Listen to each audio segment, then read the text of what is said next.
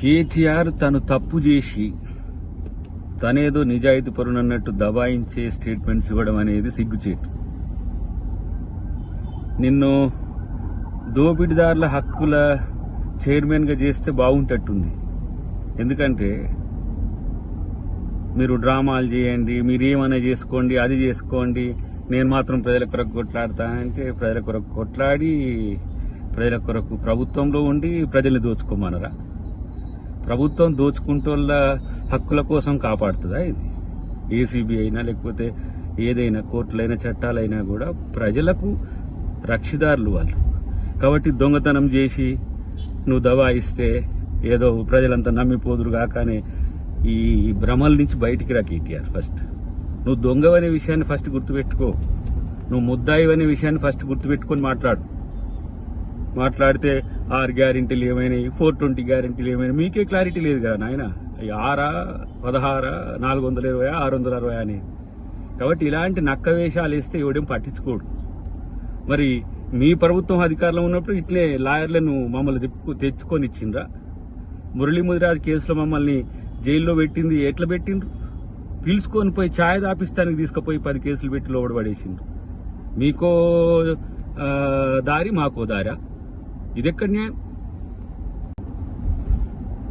కేటీఆర్ మాట్లాడే తీరు చూస్తే దొంగల హక్కుల కోసం కొట్లాడే నాయకుడిగా కనబడుతున్నావు తప్పితే నువ్వు ప్రజల కోసం ఉన్న నాయకునిగా నువ్వు కొట్లాడితే ఎవరు నమ్ముతారు? ఫస్ట్ ప్రతి ఒక్క మీ కుటుంబ సభ్యులంతా కూడా ఏదో ఒక దోపిడీ చేయడం, దాన్ని ప్రొటెక్ట్ చేసుకోవడానికి దబాయించడం. ఇలా నేను ఒక మాట అంటున్నా, ఏసీబీ నువ్వు ఉన్నప్పుడు కూడా ఉన్నది కదా. ఏసీబీకి రూల్స్ నువ్వు ఫ్రేమ్ చేస్తావా? దొంగలు రాస్తారా ఏంది రాజ్యాంగం? అనుముల రేవంత్ రెడ్డి రాజ్యాంగాన్ని, బాబాసాహెబ్ రాజ్యాంగాన్ని అమలు పరుస్తాడు, గుర్తుపెట్టుకో.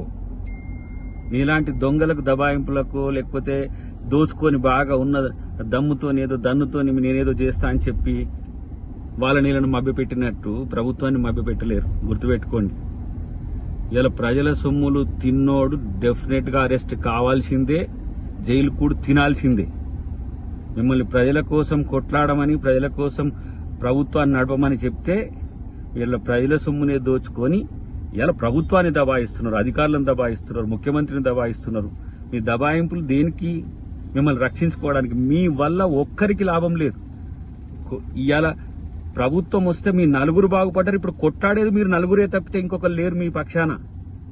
ఎవరో ఒకళ్ళిద్దరు ఆలీలను పెట్టుకుని ప్రెస్ మీట్లు పెడుతుంటారు అంతే తప్పితే మీ కొరకు జనం ఆలోచిస్తలే, జనంలో మీరు లేరు, జనం మిమ్మల్ని పట్టించుకోవట్లేరు అనే విషయాన్ని ఆలోచిస్తే మంచిదని చెప్పి హితవు.